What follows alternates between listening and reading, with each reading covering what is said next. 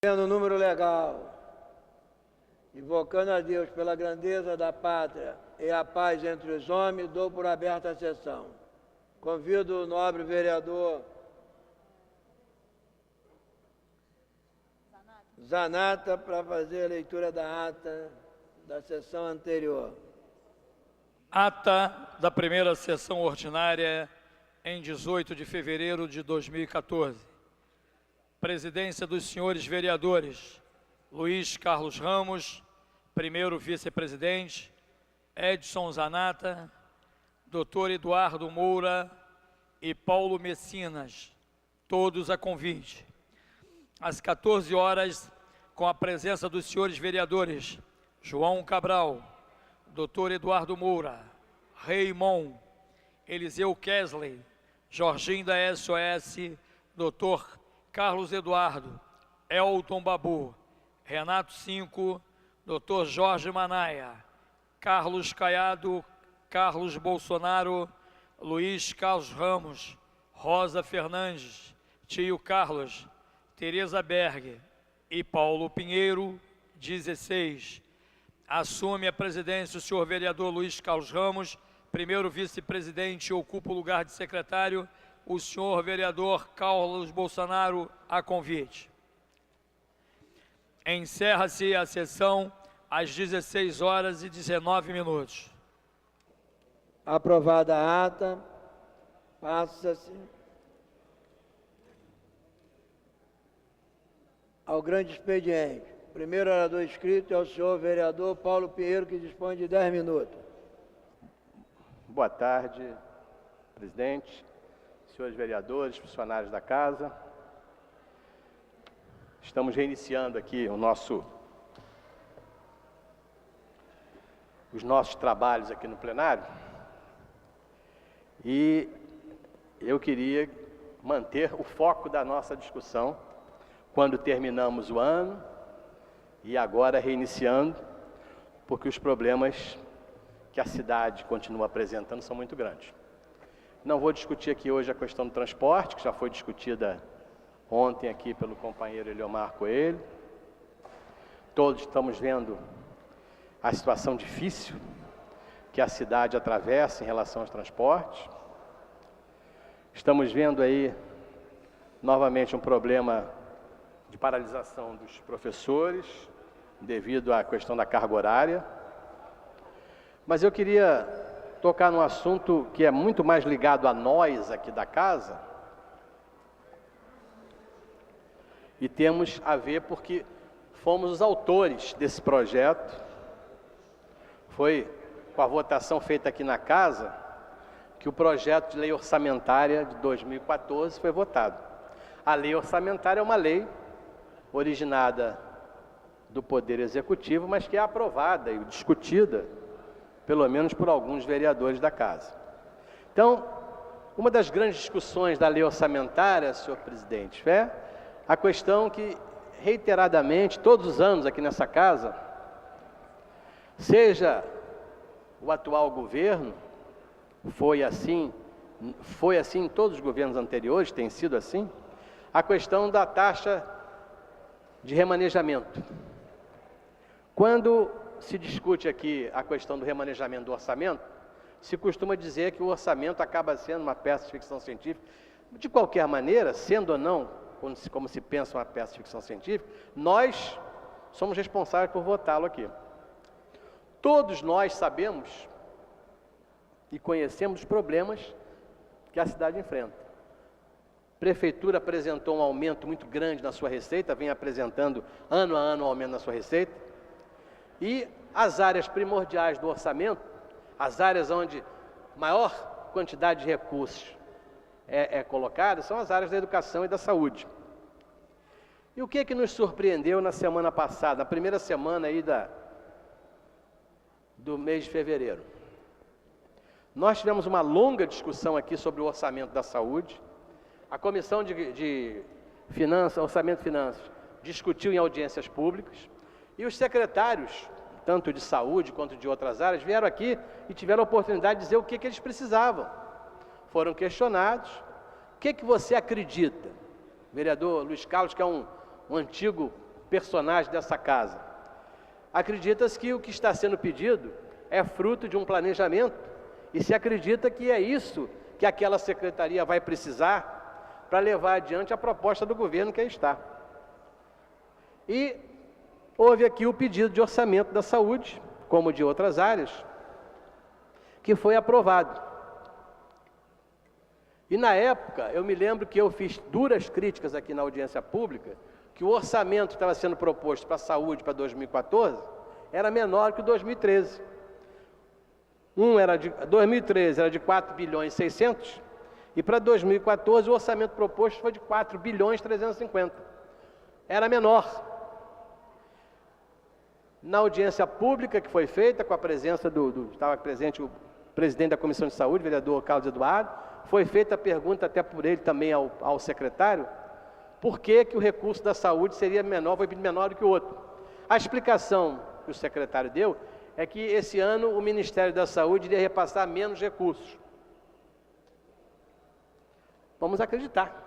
Está escrito ali, os recursos vieram lá e realmente o Ministério parece que coloca um pouco menos. Mas por que não há necessidade de mais recursos? O planejamento mostra que não há mais necessidade? O que nos surpreendeu é que na última semana, o Diário Oficial, logo no segundo mês do ano, o Diário Oficial trata de destruir aquilo que a gente votou aqui, o orçamento. O Diário Oficial apresenta uma proposição do governo em que retira, através de créditos suplementares, quase 600 milhões de reais do orçamento do Rio de Janeiro, sendo que o maior prejudicado nesse contingenciamento de recursos é a saúde, com 216 milhões de reais. O que significa isso? O que significa isso é que o governo municipal, prefeitura, chega à conclusão de que aquilo que se pediu aqui, que se discutiu aqui semanas e semanas, não era válido. Não precisa daquilo. Nós podemos viver sem aquilo. Por quê? Porque estamos vivendo bem. Para se ter uma noção, a prefeitura realizou, ou seja, empenhou, no ano 2013, na saúde, 3 bilhões 872 milhões de reais. Quanto ela pediu aqui para o orçamento? Ela pediu 4 bilhões e 600. O orçamento aprovado da saúde para o ano passado era 4 bilhões e 600. Quanto a prefeitura gastou na saúde nesse ano? 3 bilhões e 800. Qual é a conclusão que você chega?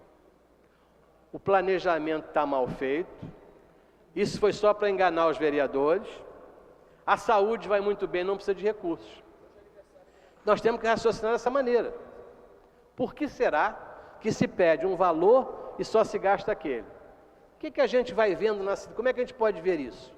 É fiscalizando e vendo o que acontece na saúde. E o que nós vimos por aí?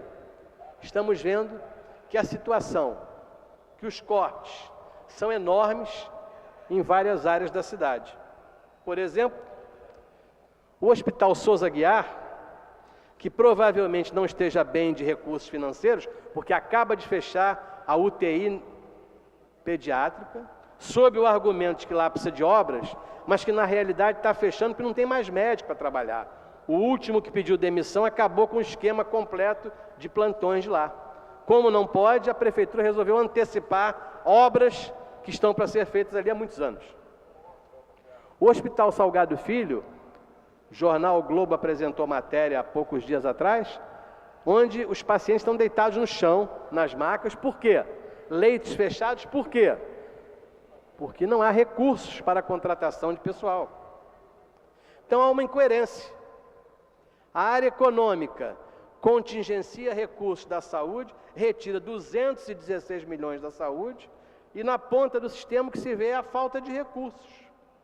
As clínicas da família, as organizações sociais, como é o caso da que trabalha para o Centro de Emergência Regional da Barra, Centro de Emergência Regional da Ilha, tem faltado médicos nos plantões que não tem dinheiro, porque os contratos estão sendo reduzidos. Há uma redução aqui só para a saúde da família, de 143 milhões de reais. Alguma coisa, senhor presidente, está errada nisso. Isto é uma denúncia, é uma crítica que não é feita por ninguém escondido, ninguém aqui está mascarado, fingindo que está fazendo denúncia, absolutamente. Nós estamos falando abertamente com os dados oficiais. O que a gente entende? Parece, pela avaliação que se pode fazer, que a prefeitura resolveu dar uma segurada na saúde. Gastou dinheiro demais para a campanha eleitoral lá atrás, gastou dinheiro demais, tem que parar. Mas será que isso é verdade ou é uma interpretação de um vereador de oposição? Eu vou ler para os senhores o documento chato aqui, nós vimos aqui o secretário Bettner aqui tentando ler um documento quilométrico, enorme, que acho que todos nós temos a obrigação de ler. É muito chato de ouvir, eu sei que ele tentou ser o mais rápido possível, mas ninguém aguentou, muita gente foi embora. Eu vou ler um pedacinho para entender se isso que eu estou interpretando, se é isso que o governo está pensando ou não. Esse é o documento distribuído para todos nós, que o SAD distribuiu aqui para todos nós, documento do prefeito de abertura dos trabalhos da Câmara. Cenário administrativo resumido. O ano de 2013 foi de muitas realizações nas 10 áreas de resultado estabelecidas no plano estratégico. Não obstante, a Prefeitura do Rio encontra-se empenhada em fazer muito mais ao longo do exercício 2014. Na área da saúde, diz a Prefeitura, até 2012, a Secretaria Municipal de Saúde manteve um programa acelerado de obras, abertura de novas unidades, corrigindo deficiências e distorções estruturais da rede de serviços e consolidando um novo modelo assistencial implantado, que é o Saúde Presente. Iniciando esse segundo ciclo da atual gestão, 2013, diz o documento assinado pelo prefeito da cidade. Iniciando 2013 foi um ano de desaceleração tática. Então, nós que gostamos de estudar a teoria da gestão pública, temos uma nova frase para aprender. Vamos procurar entender melhor o que é essa frase que o prefeito manda para nós. Iniciando o segundo ciclo da atual gestão, 2013 foi um ano de desaceleração tática, com ênfase na análise dos resultados alcançados e no desempenho da continuidade do seu projeto de ação. Ou seja, o prefeito, com uma palavra bonita, com uma frase linda, ele quer dizer que meteu o pé no freio, que gastou demais para 2012, ano da eleição, e que agora é preciso dar uma segurada. É por isso que quando reclamaram, que ele denunciou que existem cortes na saúde, já existe no ano passado, que os 4 hospitais recebem menos dinheiro, eles vão dizer que a culpa é do Ministério da Saúde. Mas não é. A prefeitura entendeu que não precisa gastar tanto quanto gastou na saúde. É claro que o secretário vem aqui e vai dizer que não é isso. É claro que o secretário, que vai continuar sendo secretário, não pode desmentir o prefeito. Mas o que existe é um corte claro de recursos da saúde municipal. E é preciso atentar para a situação grave que se passa hoje na rede pública de saúde municipal, estadual e federal. O que nós não podemos, senhor presidente, para encerrar, o que eu quero continuar repudiando é a maneira como as autoridades do governo respondem tanto à imprensa quanto aos questionamentos feitos aqui na casa.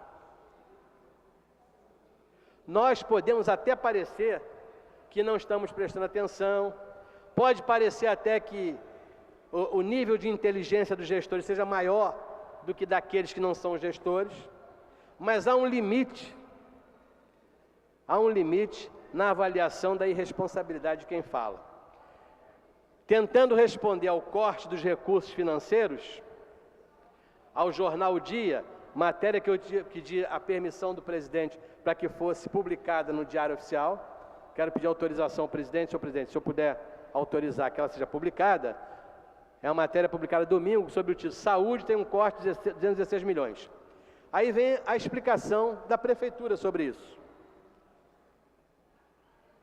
Diz a prefeitura, depois de um período de expansão tão grande, esses 2 primeiros anos seriam de sentido de afinar a rede a consumir recursos de maneira mais eficiente. Quanto à informação sobre as péssimas condições do Hospital Salgado Filho, diz a Secretaria de Saúde, o Salgado Filho sofre sobrecarga por causa da greve dos hospitais federais. O Salgado Filho vai mal muito antes da greve. E a explicação hoje da prefeitura é que ele é sobrecarregado pela greve dos hospitais federais. Então, senhores, nós temos um ano em que é importante que nós possamos avaliar. A gente sabe que a saúde é um problema grave, que todos os gabinetes aqui recebem muitas reclamações, muitos pedidos. E o castelo de fantasia de que o Saúde da Família já resolveu todos os problemas, não é verdade. E eu queria deixar para o capítulo de amanhã, vou encerrar agora, para a gente conversar sobre uma outra matéria interessante do jornal, publicada no período de recesso, que fala sobre o sofrimento na fila das clínicas da família. Eu, amanhã, com mais tempo, espero conversar sobre isso com os senhores, porque os senhores, vereadores, principalmente aqui são da base do governo, que tem sempre uma explicação para os senhores de que a clínica da família vai resolver o problema de reclamação dos seus eleitores, não é verdade. Não está resolvendo. Ao contrário, está criando alguns problemas mais. O programa é excelente. Agora, a maneira como ele está sendo executado tem inverdades. Quando se diz que o Rio de Janeiro tem 46% da população coberta pelo Saúde da Família, não é verdade. Tem 46% da população cadastrada no Saúde da Família, mas não atendida. Muito obrigado. Próximo orador inscrito, vereador Eduardo Moura, que dispõe de 10 minutos. Senhor presidente, vereador Luiz Carlos Ramos, senhores vereadores, vereadoras, funcionários da casa, os técnicos, imprensa, telespectadores da TV Câmara. Eu queria hoje iniciar minha fala parabenizando o nosso querido amigo Marquinho, que aniversaria hoje, parece que faz 35 ou 36 anos, embora pareça menos. E ao fazer esse registro, eu queria dizer que eu homenageio a toda essa estrutura que nós temos aqui. Os técnicos de som, a informática, a taquigrafia, o serviço de atas que o Marquinho faz parte, e dizer o quanto o trabalho dessas pessoas é importante para que nós possamos realizar o nosso. Muitas vezes as pessoas nem imaginam o quanto essa infraestrutura é importante para os vereadores e para que a casa possa funcionar. Então eu parabenizo você, Marquinho, dizer que eu tenho um carinho muito grande por você, eu pessoalmente, e tenho certeza que isso eu não sou o único. Todos os vereadores têm um carinho muito grande por você. Queria abordar 2 temas.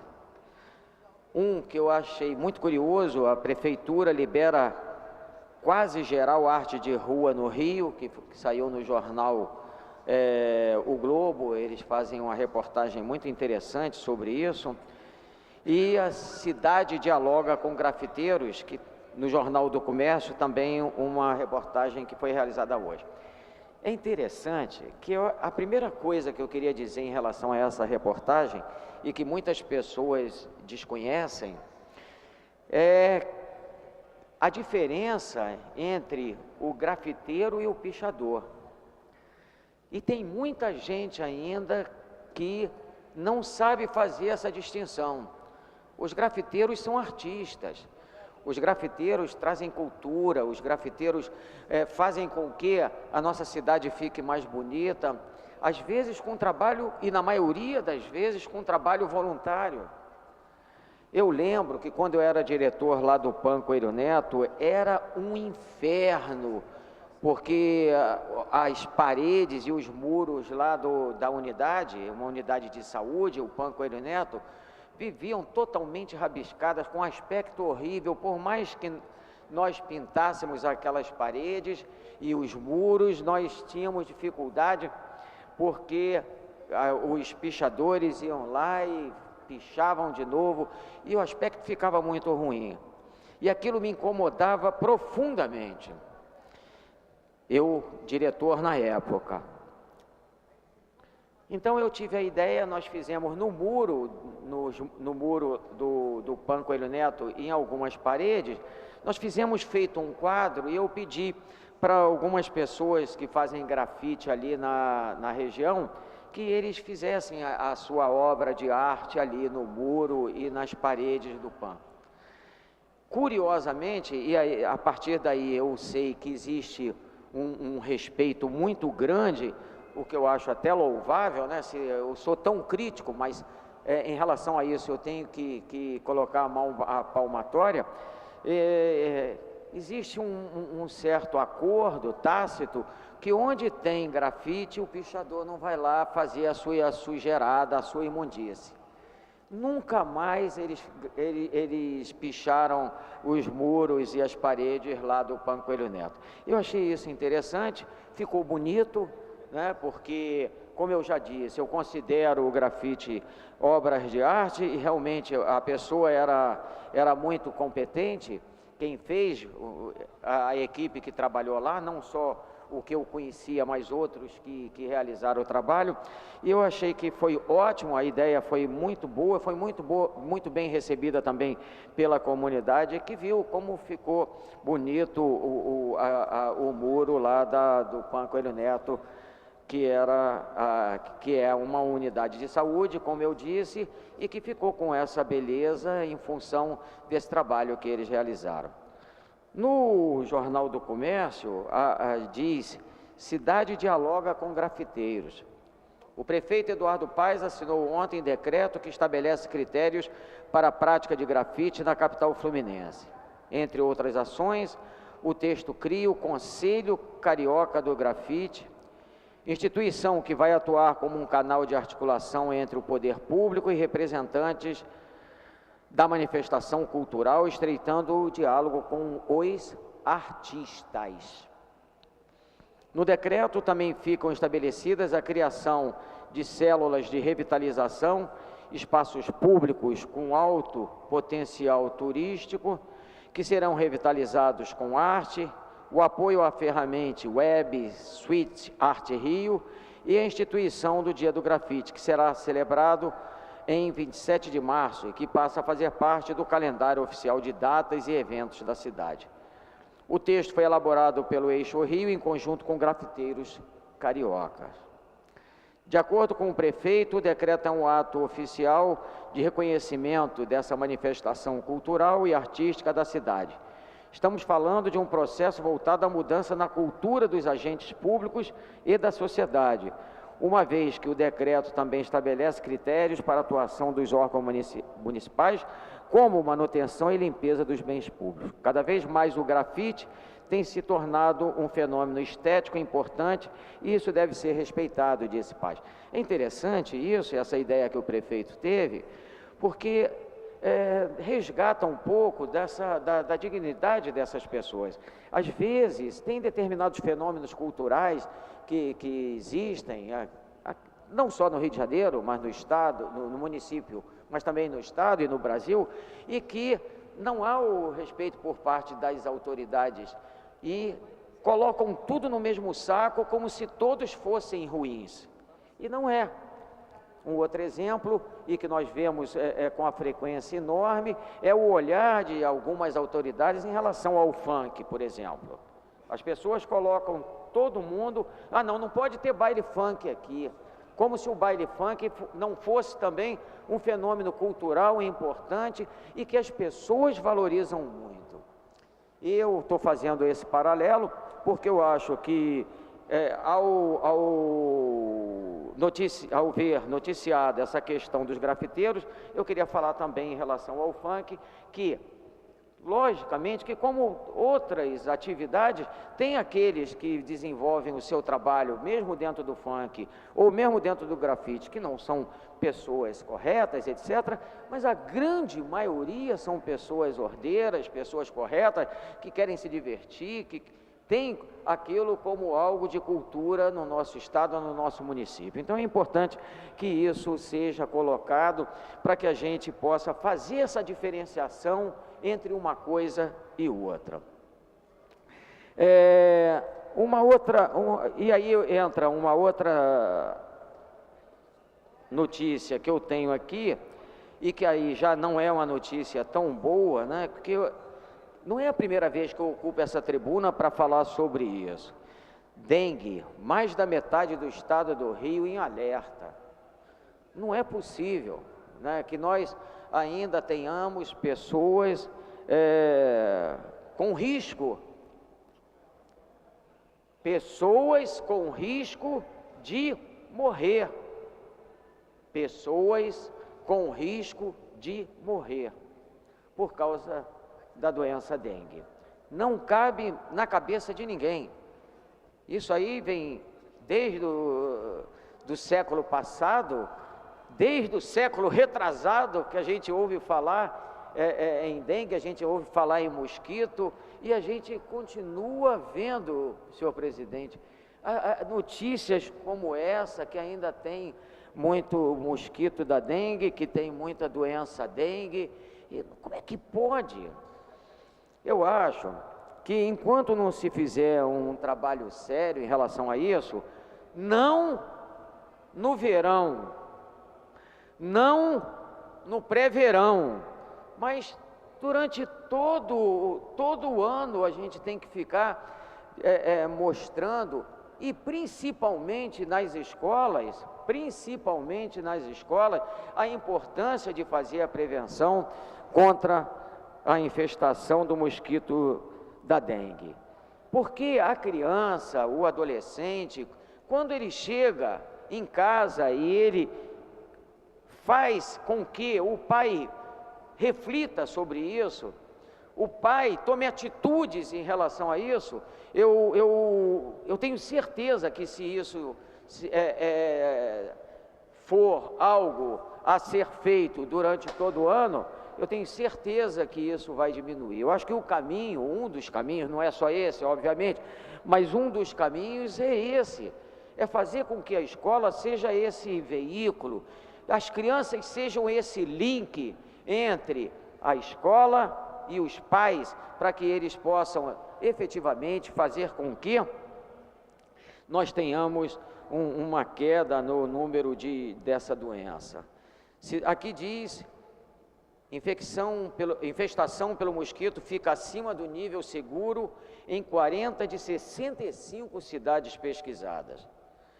Situação de alerta para a dengue no estado do Rio de Janeiro, de 65 municípios analisados, 61,5%, apresentaram índice de infestação pelo mosquito Aedes aegypti, acima do nível considerado seguro pela Organização Mundial de Saúde, que é de 1%.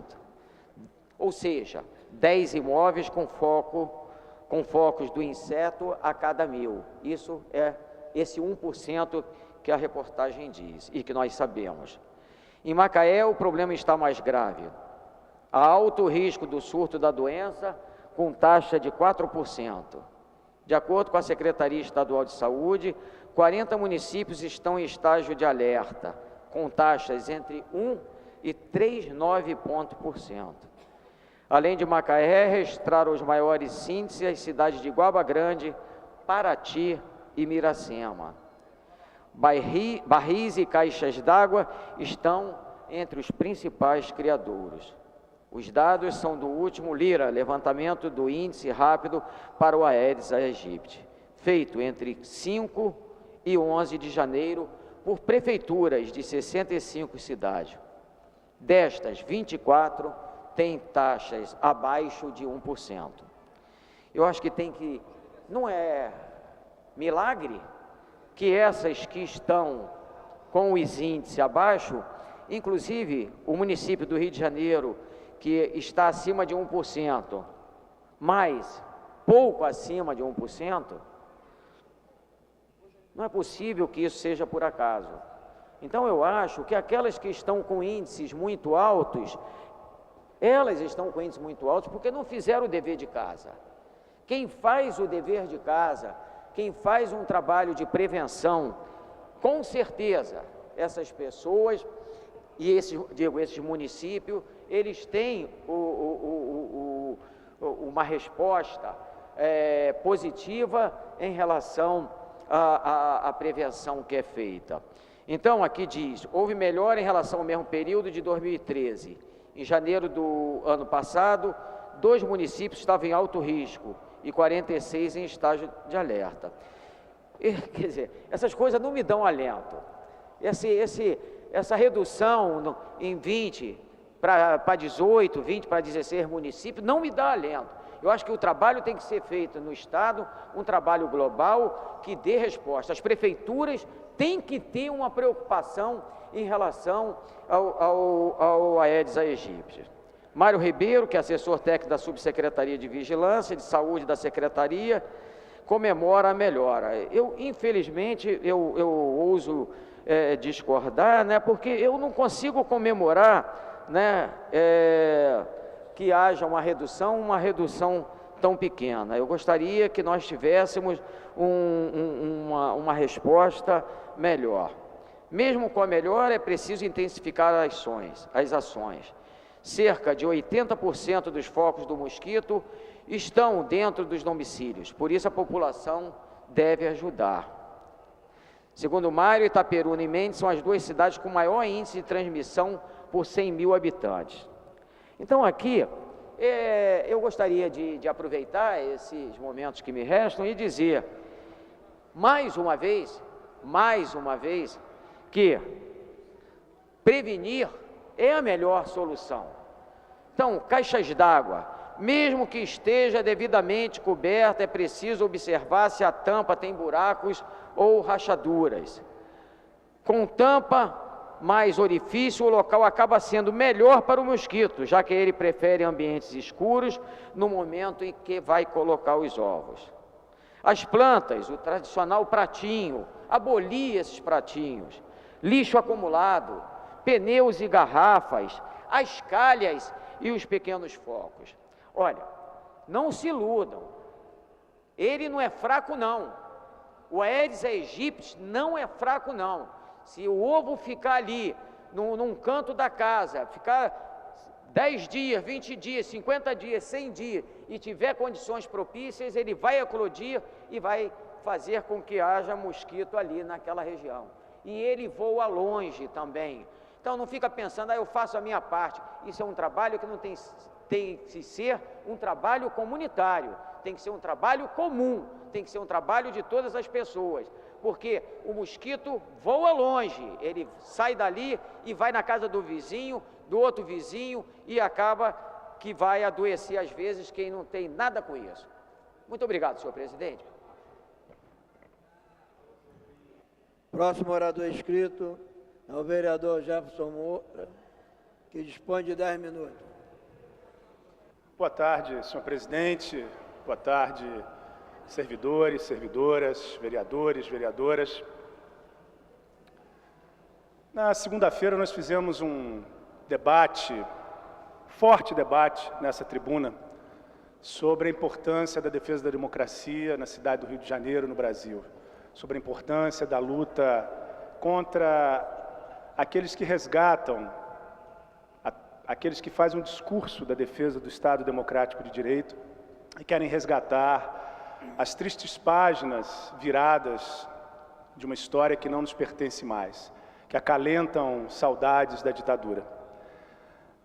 Achei que essa discussão tivesse sido superada. Infelizmente, ainda tem muita gente e ontem aqui nesse plenário se manifestou que acredita no que a revista Veja publica. Eu estou trazendo aqui um depoimento que foi fonte para as matérias da Veja e vou exibi-lo daqui a pouco. Sei que minha companheira Rosa Fernandes aqui pretende fazer uma leitura e uma manifestação muito importante, de uma luta muito importante. Por favor. Obrigada. Obrigada, vereador. Na verdade, eu tenho aqui em mãos uma carta de alunos da Universidade Gama Filho, que eu gostaria de fazer a leitura, agradecendo aí a boa vontade do vereador Jefferson Moura, e que entende exatamente qual é a angústia, não só dos alunos, mas das famílias, de todos aqueles que têm alguém hoje, ou que tinha alguém estudando na universidade. Eu, como ex-aluna da Universidade Gama Filho, me sinto muito triste e constrangida por toda a situação que a universidade vem passando. Eu conheci aquela universidade como motivo de orgulho para todos que estudavam lá, e a qualidade do ensino não se alterou até bem pouco tempo, apesar da gestão ter sido um pouco conturbada, vamos dizer assim.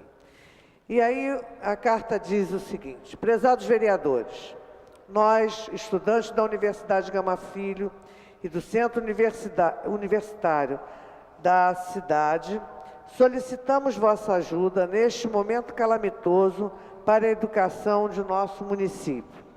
No mês de janeiro, essas duas grandes instituições de ensino foram descredenciadas pelo Ministério da Educação.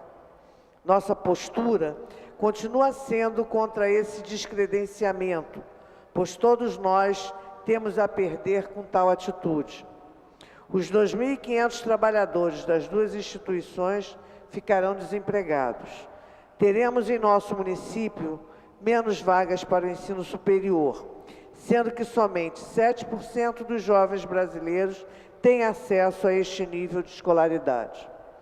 A cidade do Rio de Janeiro já está sendo afetada. O bairro da Piedade tem sua vida estreitamente relacionada à Universidade Gama Filho. Com esse descredenciamento e a consequente diminuição da circulação de pessoas, todo o comércio fechará, além da desvalorização dos imóveis do entorno. A solução apresentada pelo MEC para os alunos dessas instituições é uma transferência assistida. Porém, sabemos da dificuldade de transferência de todos, pois não há tantas vagas disponíveis nas outras instituições de ensino do município, e a equivalência curricular fará com que tenhamos atraso nas graduações. Cabe salientar que outras instituições de nível superior estão em situação similar às instituições descredenciadas. Lutamos por muitos anos para que a crise não chegasse a esse ponto. Essa é uma luta de toda a sociedade, não só neste município, mas neste país. Por tudo aqui exposto, pedimos o apoio de todos os vereadores desta Casa, para que o governo estadual ou federal nos receba e nos ajude no objetivo de encampar ou de federalizar as duas instituições. Precisamos agir para que estas unidades de ensino não se tornem mais duas nas estatísticas negativas da educação do nosso país. Estudantes Luiz Felipe Melo, Leandro Cabral, Juliane Salviano e Letícia Portugal. Obrigada, vereador. Imagina, vereadora Rosa, quero saudar de público aqui a sua iniciativa, a sua solidariedade, ao dar voz a essa importante luta. Parabéns.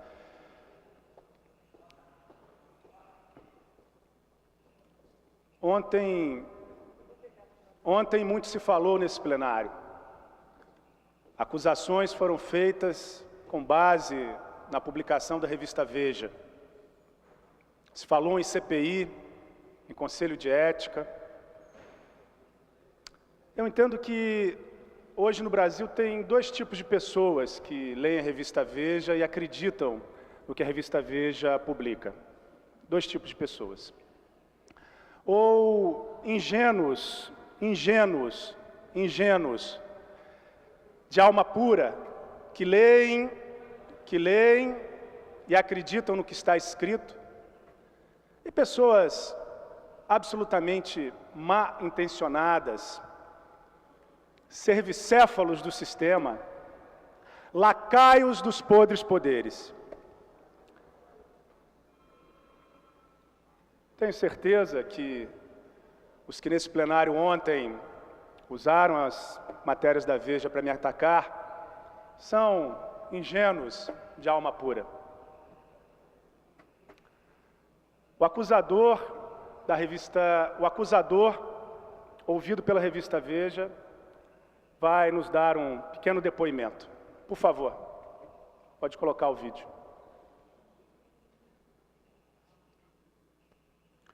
Esse é o Coringa, a fonte da Veja. Vocês estão vendo aí os vereadores, né? Vereador Hernando Circo, vereador Jefferson Moura, do PSOL, né? Bancando esses grupos do Black Bloc. O protesto no Rio de Janeiro, ela atinge o governador Sérgio Cabral, né? E cresce a campanha do garotinho e Lindbergh Farias. Esse é o acusador. Essa é a fonte da revista Veja. Esse é o sujeito que vai ter que depor, esse é o sujeito que vai ter que ser convidado para participar da CPI, esse é o sujeito que vai ter que vir no Conselho de Ética. Esse é o acusador, o Coringa. Muito bem. Por favor, tem mais uma foto aí, reveladora. Olha, podem dizer por aí e colocar nos ataques que estão sendo feitos que nas manifestações eu estive ao lado de mascarados. Esse aí é o Batman das manifestações. Eu prefiro estar do lado do Batman do que acreditar no Coringa. Isso é um teatro do absurdo. Isso é um teatro do absurdo. Não dá para levar a sério. Não dá para levar a sério. Por favor, coloque o acusador, a fonte da Veja, novamente, para que a gente possa avaliar a densidade da sua fala, não é? A qualidade das suas denúncias, a credibilidade. Imagine como será esse sujeito depondo e debatendo comigo aqui na Câmara ou com os meus colegas vereadores. Os vereadores, né? Vereador Hernando Circo, vereador Jefferson Moura, do PSOL, né? Bancando esses grupos do Black Bloc. O protesto no Rio de Janeiro, ela atinge o governador Sérgio Cabral, né? E cresce a campanha do garotinho e Lindbergh Farias. Por hoje é só, senhor presidente. O teatro dos absurdos é tão grande que cada um faça a sua escolha. Eu seguirei ao lado da democracia, dos profissionais de educação e do Batman. Quem quiser que acredite no Coringa. O próximo orador inscrito é o senhor vereador Raimon, que dispõe de 10 minutos. Senhor presidente, senhoras vereadoras, senhores vereadores presentes aqui no plenário da Câmara e que nos acompanham também pela TV Câmara, nos seus gabinetes, né, certamente muitos. Senhor presidente, nós temos tido como debate esse tema aí que o vereador Jefferson Moura acabava de falar, e aí uma das coisas que nós não podemos nunca perder de vista é que por trás daqueles que aparentemente, vereador Jefferson Moura, por trás daqueles que aparentemente são usados, né, como delatores, e muitas vezes pessoas que são exatamente isso, usadas, nós temos que dar, né, um passo adiante para compreender onde é que está essa armadilha, né, essa armadilha na sociedade que quer exatamente fazer alguns movimentos, quer diminuir a força daqueles que estão ao lado do povo, que quer criminalizar os movimentos sociais, que quer fazer compreender que As manifestações que aconteceram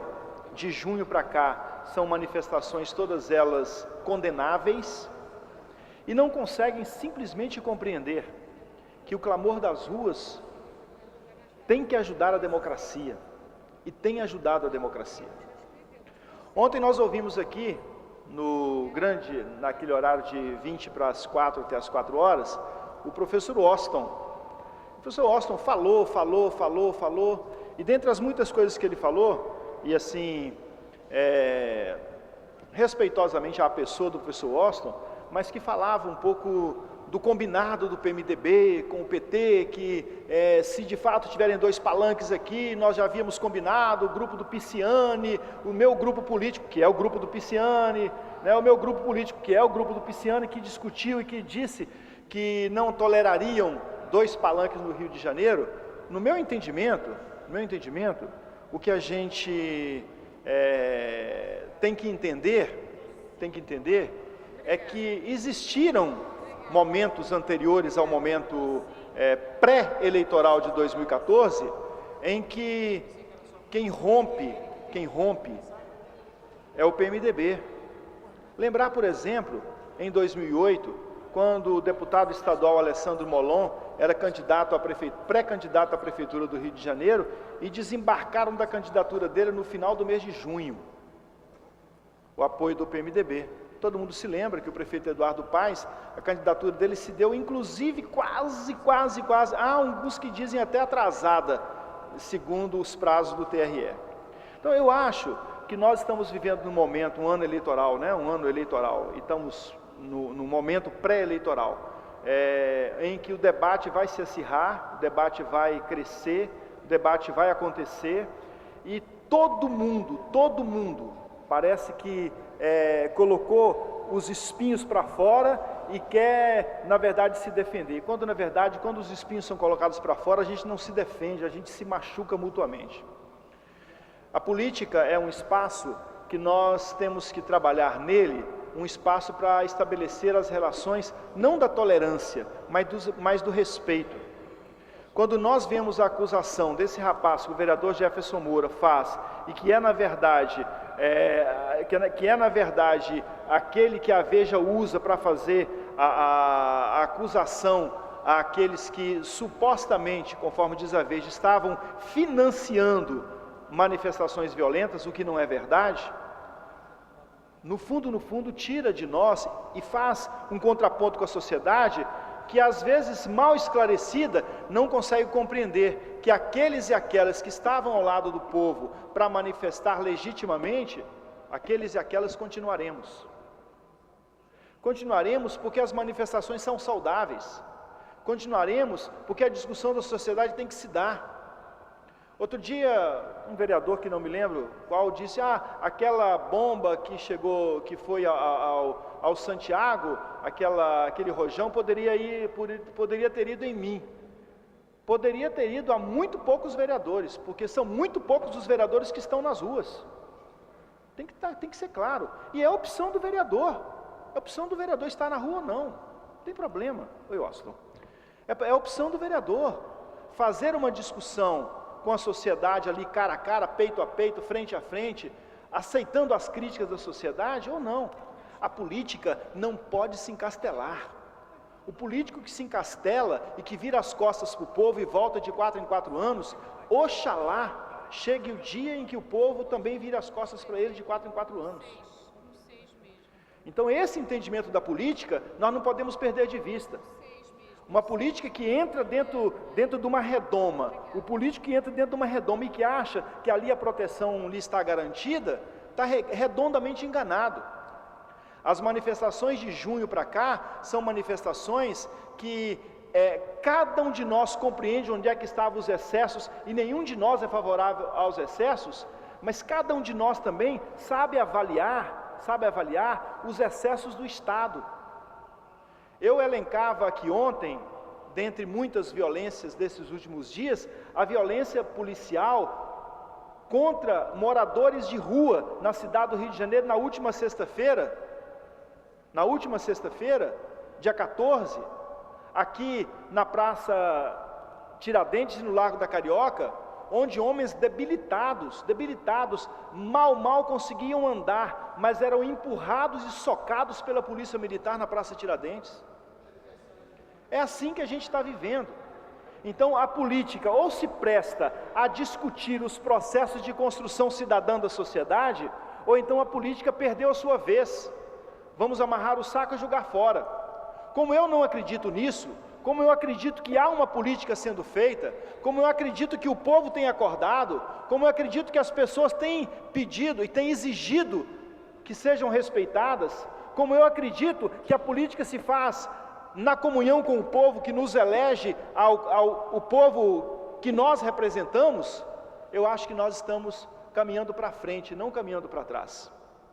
Então eu fico apenas assim, querendo entender onde é que os processos se dão. Eu citei o professor Austin, e ele não estava presente, e vou citar de novo aqui agora. O professor Austin, ontem na fala dele, falava exatamente isso. É a política do combinado que não é levado adiante, citando a combinação, a aliança do PT com o PMDB. O PT já passou da hora, e há muito, de ter candidatura própria no Rio de Janeiro, e esse ano nós estamos em pré-candidatura do senador Lindbergh Farias, estamos em pré-candidatura para levarmos o senador Lindbergh Farias a governar o estado a partir de 2015. Nesse próximo sábado, ali na Silva Teles, na quadra do Salgueiro, o PT fará o seu encontro estadual, em que definirá isso, dirá: nós vamos caminhar para ajudar o nosso estado a ter política de segurança pública que não seja exclusivamente as UPPs nos morros, que continuam oprimindo os pobres, que continuam entendendo que a favela não faz parte da cidade, que a favela é um território sem lei, que a favela é um problema para a cidade, e só não compreendem a favela como problema quando os moradores das favelas descem para fazer a cidade funcionar. Então nós queremos governar o estado do Rio de Janeiro a partir de 2015, estamos em pré-candidatura, por quê? Porque nós compreendemos que precisamos qualificar a vida do povo desse estado, e é por isso que a gente está, não é rompimento de aliança, a aliança se deu até o dia em que os secretários deixaram o governo Cabral, em que o PT disse: olha, não temos mais aliança com o governo Cabral no estado do Rio de Janeiro. A aliança se deu, os compromissos se deram. Rompimento se deu em 2008, eu lembrava aqui, quando o deputado estadual Alessandro Molon era candidato à prefeitura do Rio de Janeiro, e que o PMDB, através da mão pesada do deputado naquela época, Jorge Pisciani, rompeu um acordo feito e, portanto, desembarcou da campanha do Alessandro Molon. Então na política são essas coisas, a política vale a gente acordar e também vale a gente rever acordos, vale a gente aliançar e vale a gente rever alianças. A política só não vale quando nós viramos as costas para o povo e achamos que o povo é nosso inimigo, porque o povo é aquele a quem nós representamos, e é para ele que existe a política. A política não existe para os 51 vereadores, a política não existe para os assessores dos vereadores. A política existe também para nós, mas existe para a gente fazer uma cidade onde as pessoas sejam respeitadas, onde a segurança pública não seja apenas uma questão policialesca, mas que seja uma questão onde se discute educação, onde se discute moradia. Nós estamos agora debatendo há mais de 2 anos a questão dos moradores da Indiana no Borel. A comunidade se dividiu por culpa da prefeitura, que ofereceu saída para alguns moradores para irem para o bairro Carioca em Triagem, e que depois voltou atrás e fez a comunidade se dividir entre os que querem sair da comunidade e os que não querem. Então essa política de fazer a própria comunidade ficar em choque contra si, essa política não pode existir. Nós somos todos homens, e as mulheres vereadoras, as mulheres e os homens vereadores, nós somos representantes do povo, e temos que nos investir da dignidade de representantes, e essa dignidade de representação, ela só se dá quando nós defendemos o direito do povo e não apenas os interesses de algumas corporações. Então, eu quero concluir por aqui, que a luz já acendeu, mas para dizer que a política não pode se apequenar, e a política não se apequena em um único movimento. quando nós nos colocamos, de fato, para representar o povo que nos colocou no parlamento. Muito obrigado. O próximo orador inscrito é o senhor vereador, professor Washington, que dispõe de 10 minutos. Senhor presidente, senhores vereadores, vereadoras, todos aqui presentes, senhoras e senhores. Senhor presidente, hoje é o último dia que eu venho a essa tribuna para discutir questões relacionadas com manifestações agressivas, com manifestações violentas. Virei tantas quanto forem necessárias para discutir manifestações, como, por exemplo, a manifestação que está sendo feita no estado do Rio de Janeiro, talvez até no Brasil, com relação ao preço abusivo que é cobrado principalmente na orla da cidade do Rio de Janeiro, onde, infelizmente, nós temos observado aí um simples misto quente custando R$ 25, R$ 30, e tem um movimento contra isso. A questão da manifestação violenta saiu da esfera política e agora ingressou na esfera policial, então vamos aguardar os resultados. Mas o que eu quero deixar registrado aqui, senhor presidente, é que durante esse processo todo, algumas coisas, com toda certeza, eu deixei de colocar. Muitas das vezes pela empolgação, muitas das vezes pelo envolvimento emocional, e eu quero colocar aqui algumas delas. Por exemplo, quando começou o movimento de manifestações no Brasil, elas começaram no Brasil inteiro, manifestações políticas, manifestações ordeiras que visavam modificar, qualificar, organizar algumas distorções que existiam, quer seja no âmbito federal, no âmbito estadual ou no municipal. Obviamente, através de mecanismos de manipulação, as manifestações foram mudando de rumo e passaram a se concentrar em alguns nomes em que nós víamos verdadeiros absurdos. Culminamos com a CPI dos ônibus e depois a votação do plano de cargos e carreiras do pessoal da educação. E nesse ponto eu quero me prender. Por quê? Porque nós temos discutido muito sobre a questão do cinegrafista que morreu. Mas essa tragédia, ela era uma tragédia anunciada. Essa tragédia, o mundo inteiro sabia que iria acontecer. E eu me coloco como ponto de referência, me coloco como exemplo. Eu, quando estava relatando a CPI dos ônibus, eu me recusei a fazer o que algumas pessoas me colocaram, algumas pessoas me orientaram, que era contratar seguranças para que eu pudesse desempenhar o meu papel sem correr tanto risco como eu estava correndo durante o período sem garantia nenhuma.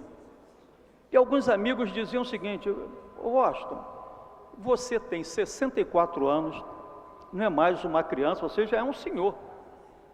E você vem de um processo de saúde muito grave, que é o problema relacionado ao infarto. E você, quando iniciou aquele processo, eu tinha 2 meses que tinha tido infarto.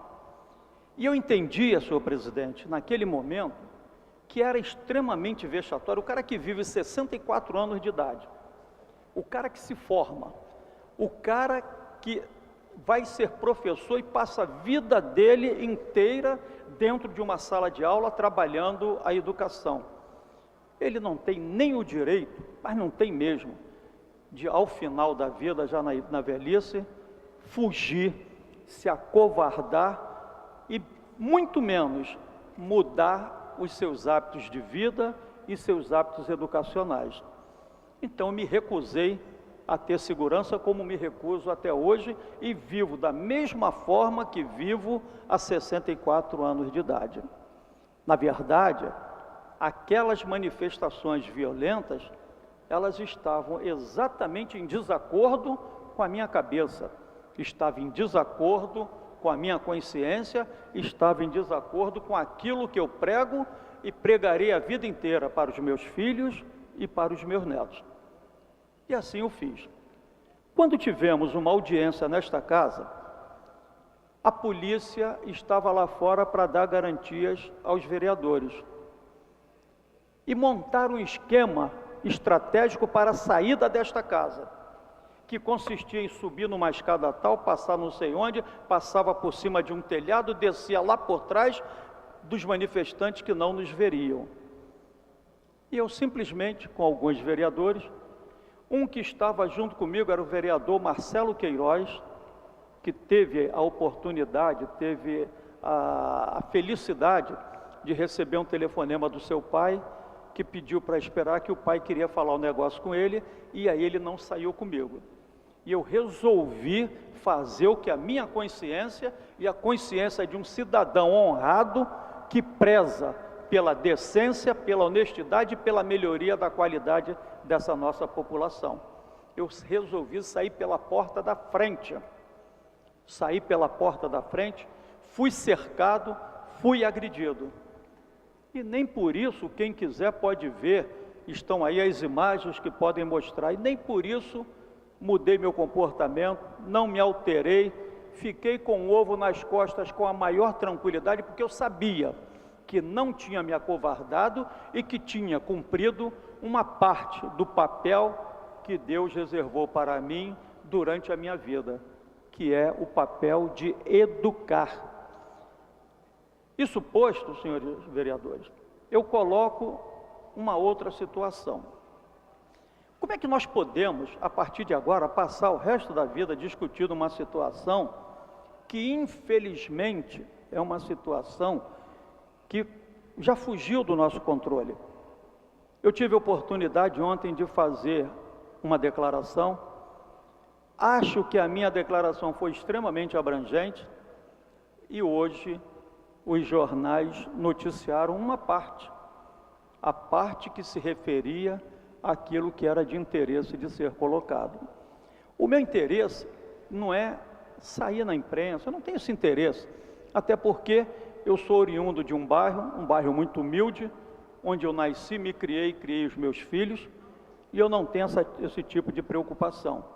Se eu conseguir me eleger vereador, foi por circunstâncias de trabalho, foi por circunstâncias de apoio da minha família, apoio de amigos. Eu tenho amigos, eu faço parte de um grupo político, que é o grupo do deputado Jorge Pisciani, que tem lá o deputado estadual Rafael Pisciani, o deputado Leonardo Pisciani, um grupo político que prima pela qualidade de trabalho, um grupo político que prima pelo fazer. Então, quando eu me elegi vereador, não me elegi, está chegando o nosso Marcelo Queiroz, que eu citei agora há alguns minutos, eu não me elegi por forças circunstanciais, pela imprensa, que eu respeito muito, apesar de que vejo determinadas coisas. Todo dia a gente abre o jornal, tem um jornal aí que tem a coluna da Tereza, mas não foi por isso. Eu me elegi por causa do trabalho desempenhado junto às comunidades, por causa do trabalho desempenhado junto ao povo.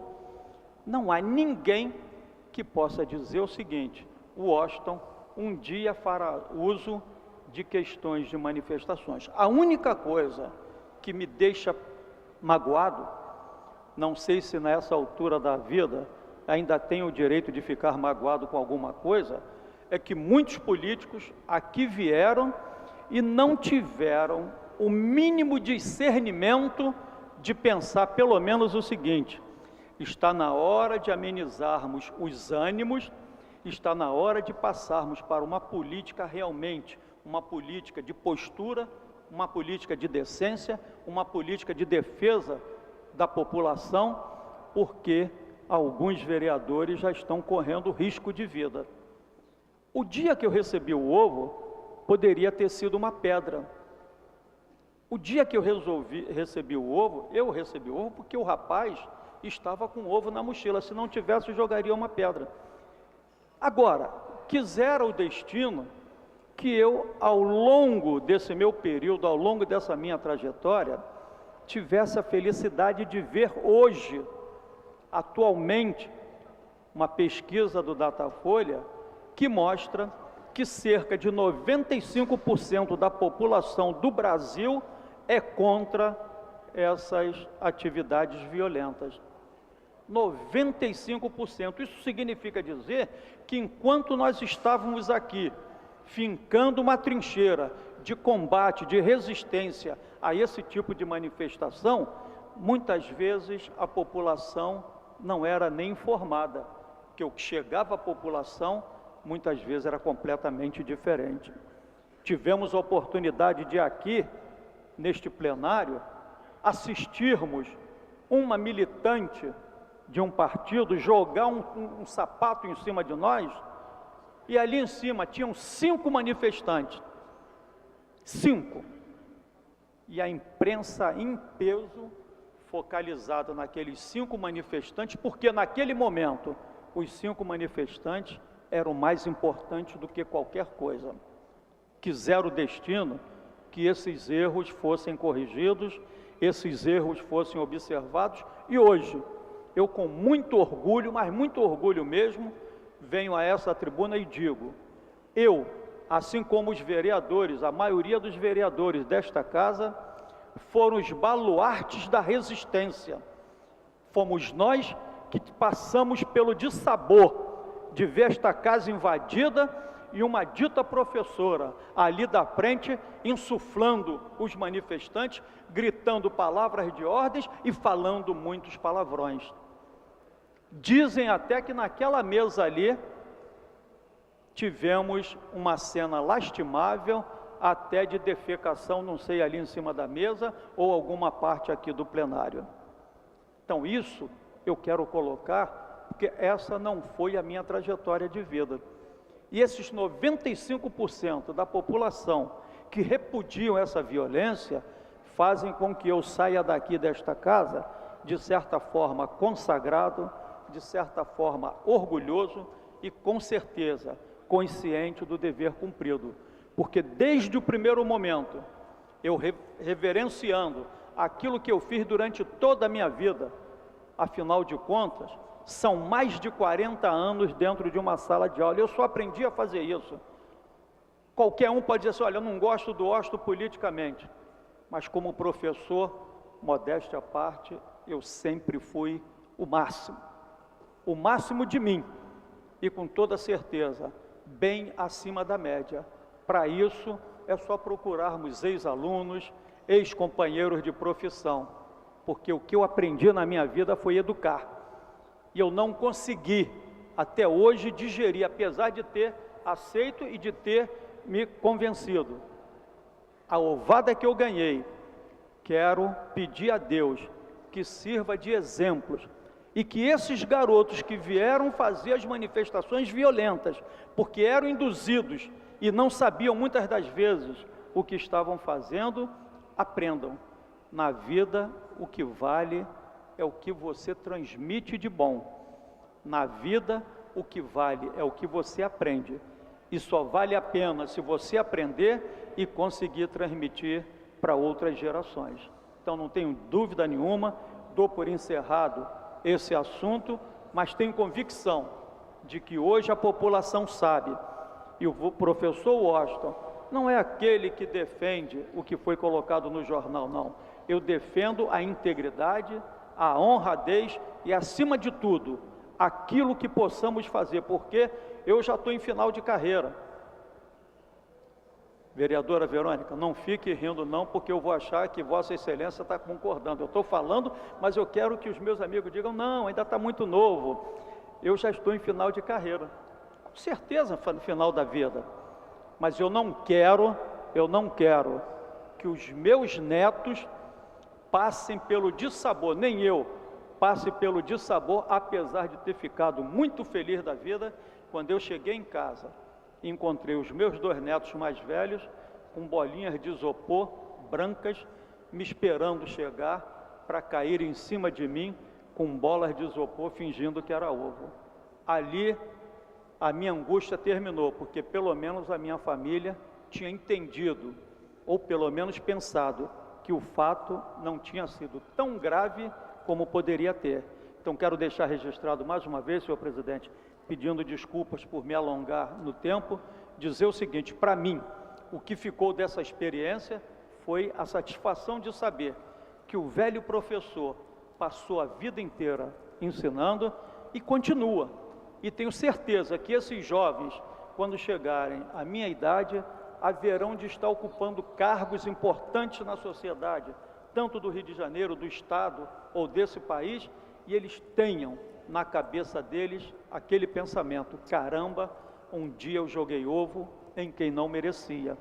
Um dia eu fiz parte de um episódio lastimável, que foi a morte, não de um cinegrafista, não, a morte de um cidadão, pai de família, e que levava o sustento de cada dia para sua família. Aí sim, eu poderei dizer: eu fui vencedor, porque a vida, ela é um somatório de bons e maus momentos. Quando os bons momentos superam os maus, significa dizer que você viveu bem. E eu vivi bem, eu vivo bem, até porque essa manifestação, com toda certeza, mudou e muito, principalmente a cabeça dos políticos, mas ela não pode ser usada de forma arbitrária, de forma covarde e de forma que seja tratada no âmbito eleitoral. Pode ser até no âmbito político, mas no âmbito eleitoral não, porque a eleição passa e o nosso povo fica. Muito obrigado, senhor presidente. Não havendo orador inscrito, a presidência franqueia a palavra. Não havendo manifestação por parte dos senhores vereadores, a sessão fica suspensa até 15 horas e 40 minutos. Está suspensa a sessão.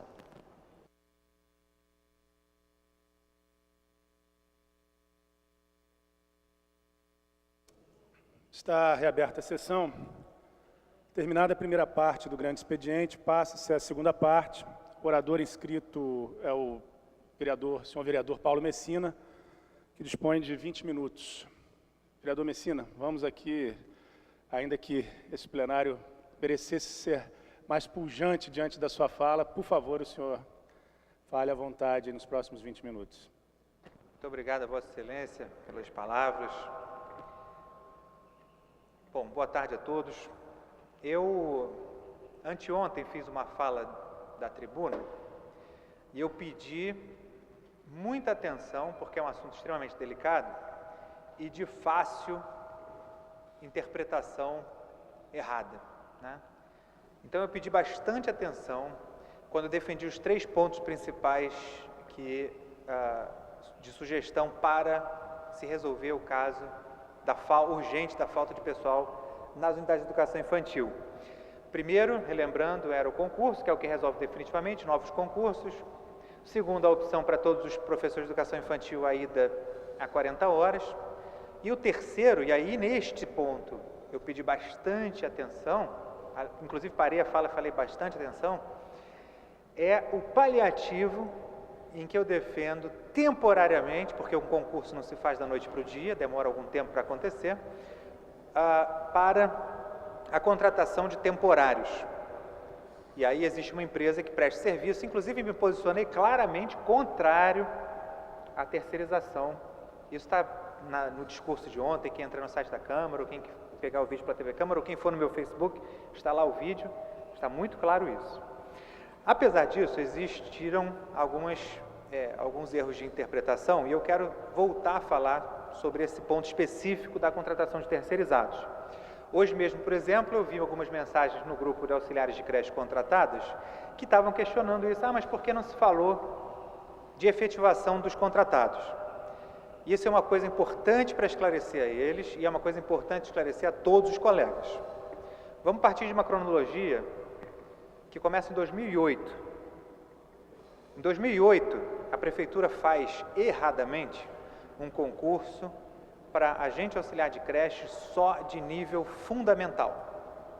Em 2008, esse concurso é feito, baseado lá na Lei 3985, só com nível fundamental, quando o mínimo deveria ter sido de médio normal.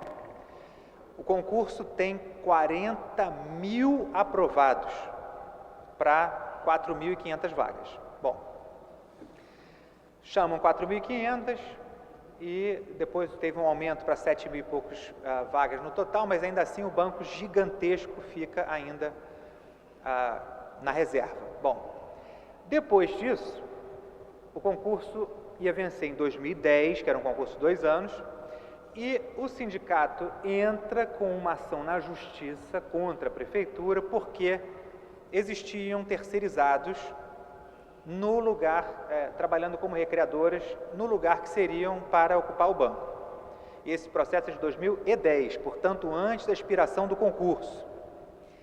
Aí, o processo vai tramitando na velocidade, enfim, que é possível no judiciário, e em 2012, abril de 2010 ainda, o concurso é prorrogado por mais 2 anos, até abril de 2012. Em abril de 2012, quando o concurso vai vencer, ainda conseguimos colocar mais 1.100, se não me falha a memória, dentro, nas vagas que tinham, porque tem muita exoneração, o pessoal que tinha saído até para se transformar em professor de educação infantil, e expira o concurso em abril de 2012. Logo em maio, no mês seguinte, a SME coloca na rua o edital para auxiliar de creche de novo com nível fundamental. Aí a gente vem à tribuna, reclama, né? Eu vim aqui, reclamei, não pode, isso é um erro, não pode acontecer de novo. O Ministério Público também mandou uma recomendação, a Secretaria de Educação suspendeu o concurso auxiliar de creche, o novo concurso seria auxiliar de creche de novo fundamental, um erro que era de 2008. Aí, a decisão que a Secretaria toma é, para evitar a falta de pessoal, nós vamos contratar na carteira. Excelente saída. Por quê? Não se usa empresa terceirizada, se usa um contrato direto entre a prefeitura assina a carteira direto do terceirizado. Nesse momento que a prefeitura faz isso, a procuradoria diz, quer fazer isso, a procuradoria diz, pode fazer isso porque tem um concurso suspenso, mas o prazo máximo de contratação temporária na carteira é de 6 meses, prorrogável por mais 3 meses. Bom, eles fazem, e tem que ter uma seleção prévia. Aí que houve um erro no passado que decidiram, para economizar dinheiro e para tempo principalmente, decidiram, vamos fazer, já temos uma seleção, que é o banco de concursados que tinha expirado, elas já tinham passado por uma seleção prévia. E aí decide-se chamar as contratadas temporárias daquele banco que já tinha expirado, em abril de 2012. Bom, feito isso, começou a confusão, porque é claro que o anseio da pessoa que estava no banco, já naquela época 4 anos, era ser chamado para ser efetivado. Na hora que a prefeitura chama a mesma pessoa para vir na carteira assinada, a esperança, por mais que na hora o RH tenha dito, olha, não tem a menor esperança que você vai ser efetivado, é claro que ela vai nutrir aquela esperança. Bom, lembrem de 2010, que paralelamente tinha aquele processo rolando. Curiosamente, em 2012, no final de 2012, a prefeitura é condenada nesse processo a chamar, portanto, tantos auxiliares de creche do banco, quantos fossem os terceirizados em atividade no dia da expiração do concurso. O concurso expirou dia 6 de abril e o juiz pergunta à prefeitura quantos terceirizados tinham nesse dia da expiração do concurso, dia 6 de abril, e você vai chamar do banco a quantidade correta, exatamente a quantidade que tinha de terceirizados. E aí começam os problemas, porque muitos dos que foram chamados para serem contratados temporários não aceitaram, ou porque era só um temporário, ou porque já estavam num outro emprego, e aí passaram para chamar o próximo da fila. Ou seja, a ordem dos contratados não coincide com a ordem do banco. Então, o juiz manda chamar do banco, mas não é necessário. Quem está contratado não necessariamente está na ordem do banco até o limite do que o juiz manda chamar. Paralelamente a isso, também tem o questionamento dos profissionais em relação à quantidade. A prefeitura diz 600 e eles estão dizendo que eram mais de 1.000. Para não parar por aí em todos os problemas, a prefeitura também entende a decisão judicial como apenas chamar.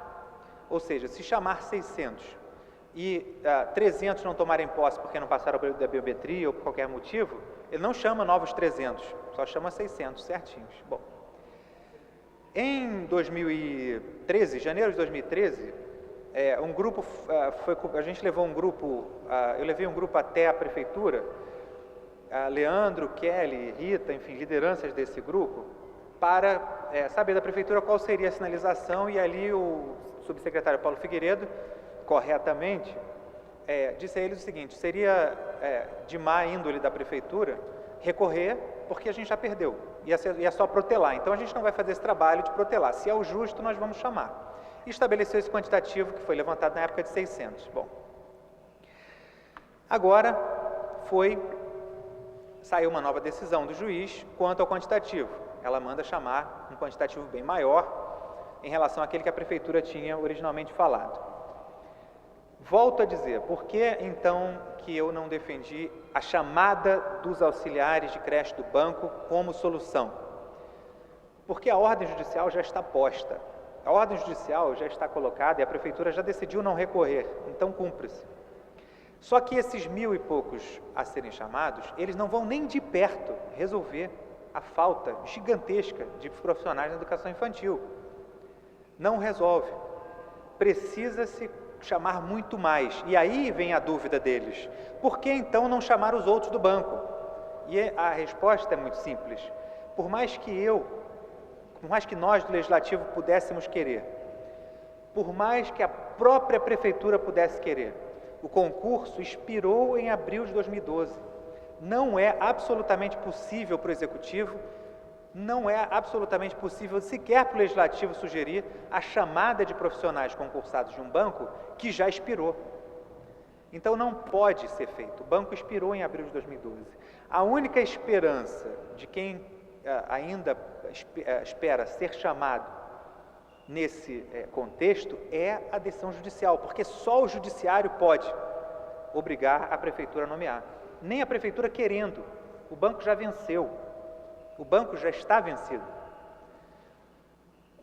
Contratação de pessoal terceirizado, eu vou repetir o que eu falei anteontem. Contratação de pessoal terceirizado, eu sou contra para a educação. Contra.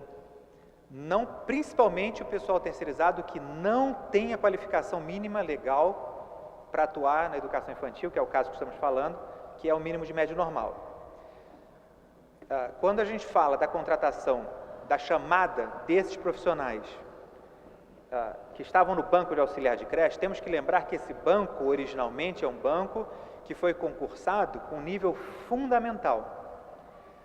Esses profissionais que vão entrar, porque assim decidiu o juiz, porque assim as lideranças lutaram e porque assim é o justo, porque de fato havia terceirizados nos lugares deles, esses profissionais também têm que passar por uma qualificação urgente para médio normal, que é o mínimo deles. Quando você imagina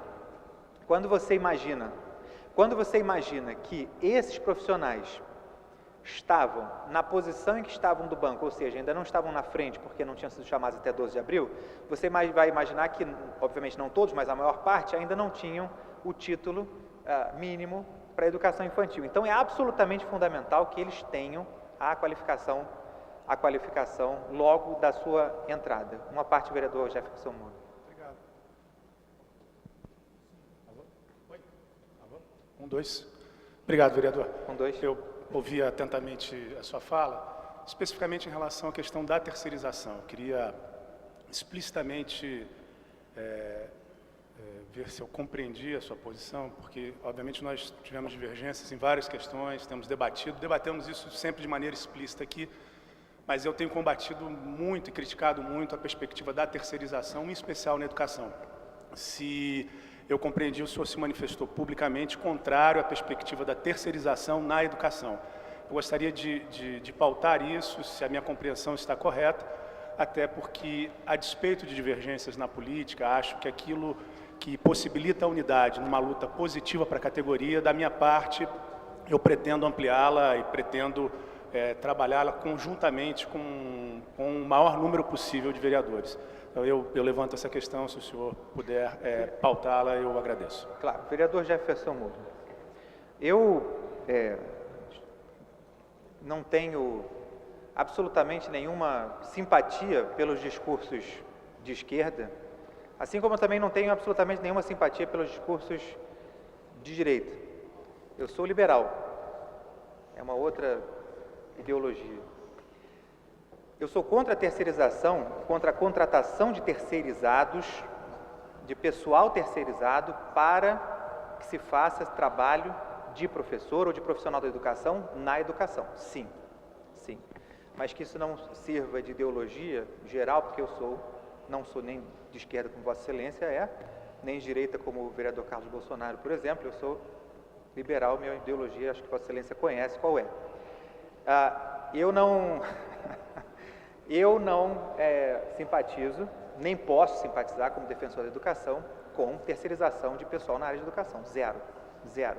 Principalmente quando se terceiriza sem a qualificação mínima que deve ser. No caso da Amazon, se terceiriza com paliativo ótimo, mas sem a qualificação que tem que ser, que é o médio normal, mínimo de médio normal.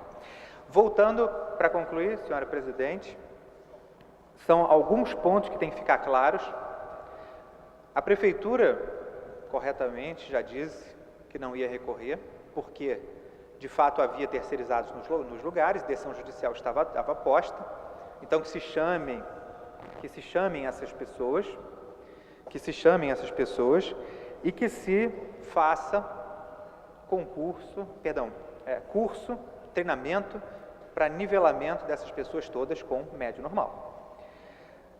Além disso, a chamada, e é bom compreender isso, a chamada e a ordem do juiz é a chamada em ordem do concurso, não necessariamente é a ordem das pessoas que estão no banco. Portanto, é absolutamente possível que alguém que tenha aceitado o contrato, não seja chamado em detrimento de alguém que estava no banco na sua frente e não aceitou o contrato. Isso infelizmente, uma coisa correta, porque era naquele congelamento do tempo do dia 6 de abril de 2012, aquele era o cenário, quem estava no banco na frente. A ordem é essa. E essa é a ordem que a Secretaria, inclusive, já se posicionou que não recorreria, basta agora, então, cumprir essa decisão judicial. E não há como defender mais chamamento do que o que o juiz determina. Era importante deixar essas posições claras, é importante que essas pessoas busquem a sua qualificação, porque eu defenderia que os próximos concursos públicos, tanto de professor de educação infantil quanto de agente de educação infantil, ocorram exclusivamente com o mínimo de médio normal. Portanto, se alguém tem só o nível médio, se alguém tem só o nível fundamental, ou se alguém tem um superior que seja, mas é em direito e é em administração, não deverá poder fazer esse concurso, porque é isso que manda a legislação federal. Portanto, claro que a luta é uma luta justa, claro que nós estamos ao lado dessa luta justa, mas a solução definitiva para os milhares de profissionais que estão faltando na educação infantil é o concurso público, sim. E, como paliativo, a contratação de terceirizados, claro, e se eu esqueci de mencionar isso, me perdoem, o cumprimento da decisão judicial dos que estavam no banco, associado ao treinamento e ao curso de qualificação, como manda a legislação federal. Eram essas as considerações. Obrigado, senhora presidente. Esgotado o tempo destinado ao grande expediente, passa seu prolongamento. A mesa dará ciência das proposições recebidas, mas antes comunica aos senhores vereadores que está de posse do mapa do quadro demonstrativo da execução orçamentária de despesa da Câmara Municipal, referente ao mês de janeiro de 2014, em cumprimento ao disposto no artigo 30, inciso 7º do Regimento Interno. Requerimento de número 407 de 2014, do senhor vereador Edson Zanata. Requeiro a mesa diretora, com fulcro no regimento interno dessa Câmara Municipal do Rio de Janeiro, a concessão da medalha de reconhecimento Chiquinha Gonzaga, assistente social Lúcia Maria Xavier de Castro. Senhores vereadores que aprovam, permanecem como se encontram aprovados. Requerimento 408 de 2014, do nobre vereador Reimon. Requeiro a mesa diretora, na forma regimental, a concessão do conjunto de medalhas de mérito Pedro Ernesto, à senhora Aida dos Santos. Senhores vereadores que aprovam, permaneçam como se encontram. Esgotada a matéria do pequeno expediente, ou do grande expediente, passe a ordem do dia. Com a palavra pela ordem, nova vereadora Tereza Berger. Senhora Presidente, boa tarde. Colegas vereadores, funcionários, eu vou ser muito rápida. Eu fui citada, na minha ausência, pelo vereador professor Washington, e por isso eu resolvi usar da palavra. Especialmente até para dizer que as colocações do professor Washington, nós ontem fizemos aqui um longo discurso falando do caos que se instalou na cidade, inclusive em relação à questão do trânsito, da violência ocorrida tão recentemente nas manifestações que vitimou um cinegrafista. E o professor Washington estava muito mais preocupado com o aumento da cerveja. E hoje me parece preocupado também com o aumento do misto quente que é cobrado na orla da Zona Sul. Eu gostaria, senhora presidente, de fazer um registro sério. Nós ontem, no término, até por falta de quórum, da sessão, foi nos informado pelo vereador que presidia a sessão de que ocorreria uma reunião de lideranças para que fossem discutidas as comissões, a composição das comissões. Mas eu lhe confesso que percorri todas as salas possíveis e não consegui encontrar nenhuma liderança. Então, gostaria que a senhora nos esclarecesse isso, se está realmente havendo reuniões de lideranças para que as comissões possam se compor e esta casa possa voltar a funcionar. Porque eu até vou um pouco mais além. Acho que a primeira semana tinha que definir as comissões para iniciar os trabalhos. Ou até que houvesse reuniões uma semana antes, precedendo o término do recesso, e nós pudéssemos discutir essa questão. Porque, do jeito que eu estou vendo as coisas caminharem, vai chegar o carnaval, não é? Nós não definimos ainda a composição das comissões e vamos começar a trabalhar quando? Então, eu estou preocupada com esta questão e gostaria que a senhora pudesse nos adiantar alguma coisa em relação a este problema. Respondendo à questão de ordem de Vossa Excelência, o regimento é claro quando diz, no seu artigo 59, a composição das comissões permanentes será feita de comum acordo pelos líderes, assegurando-se, tanto quanto possível, a representação proporcional dos partidos ou blocos parlamentares. E continua no artigo 60, continua seus parágrafos. Não havendo acordo, proceder-se-á à escolha dos membros das comissões permanentes por eleição na Câmara Municipal, votando cada vereador em um único nome para cada comissão, considerando-se eleitos os mais votados. Significa dizer, nome vereador, Vossa Excelência, se não me engano, é líder. Líder do PSTB. Então, Vossa Excelência é líder. Neste primeiro momento, nesta primeira semana, cabe aos líderes essa função. Então, eu sugiro a Vossa Excelência que procure os demais líderes e cobre dos demais líderes uma ação no sentido de que se resolvam as comissões. À mesa diretora cabe, se não resolvida a questão durante esta semana, na próxima semana, o senhor presidente tomará as ações necessárias para que a eleição ocorra. Vossa Excelência pode ficar absolutamente tranquila que o regimento será cumprido e que nós teremos a eleição das comissões. Por outro lado, o que nos cabe na mesa diretora é apenas, seguindo o regimento interno da nossa casa, iniciada a ordem do dia, não havendo ordem do dia a ser discutida, em função de não haverem as comissões não estarem em funcionamento, nós temos que suspender para que os vereadores, líderes, possam se organizar e manter as reuniões necessárias à indicação dos senhores membros. Senhora presidente, a minha pergunta... Eu posso responder a Vossa Excelência a minha pergunta veio exatamente em função dessa questão, porque foi dito pelo presidente, pelo senhor vereador Eduardo Moura, que presidia a sessão, que estaria, a partir daquele momento, ocorrendo uma reunião de lideranças para que fossem discutidas as comissões. E eu percorri a casa toda e, infelizmente, não encontrei nenhuma reunião. Então, a minha pergunta vem em função disso. Respondendo novamente, reesclarecendo, se essa palavra existe, a Vossa Excelência sobre o que diz o regimento, portanto, que determinou ontem o vereador Eduardo Moura e hoje a fala seria mais ou menos a mesma.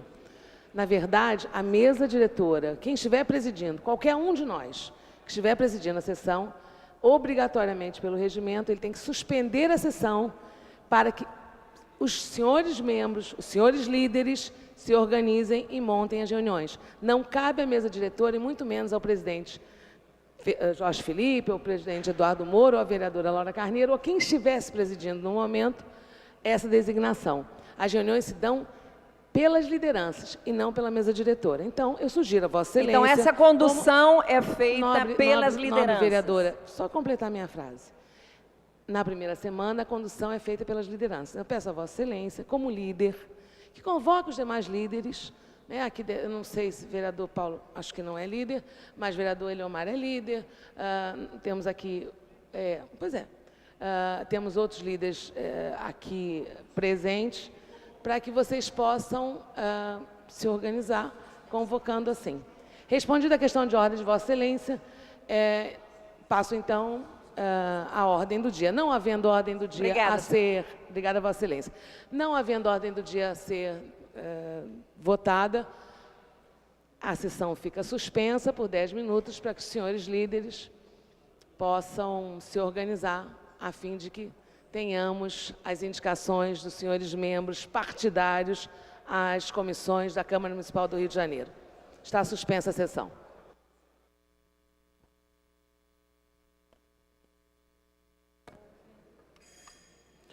A presidência comunica que não houve indicação por parte das lideranças dos membros que comporão as comissões permanentes.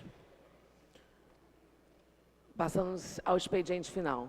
Antes de encerrar a sessão, a presidência solicita às lideranças que intensifiquem seus contatos a fim de que cheguemos a termo do artigo 57 do Regimento Interno, convocando sessão ordinária para amanhã às 14 horas. Deixando de convocar a ordem do dia, ficando esse tempo destinado à composição das comissões. Está encerrada a sessão.